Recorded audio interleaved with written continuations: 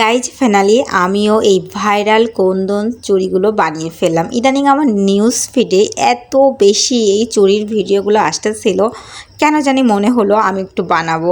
এই first time কোনো handmade জিনিস আমি বানালাম আর কি। তো আর ইদানিং আমার চুড়ি এত বেশি ভালো লাগতেছিল, আপনারা তো জানেন গত ভিডিওসগুলোই শুধু আমি চুড়ির কথাই বলছি। আমি গিয়েছিলাম খুলনাতে, দেন এক আপু তার বিজনেস পারপাসে এই চুড়ির ম্যাটেরিয়ালগুলো কিনতেছিল, তখন ওই আপুর কেনা দেখে আমি এগুলো কিনছিলাম। এই 2-3টা চুড়ি হয়তো কিনছি আর কি। তো বাসায় এসে শুরু করে দিলাম। অনেকটা টাইমের দরকার অ্যান্ড ধৈর্যের দরকার, যেহেতু এই সুতাগুলো ফুল পেঁচিয়ে চুড়িটাকে কভার করতে হয়।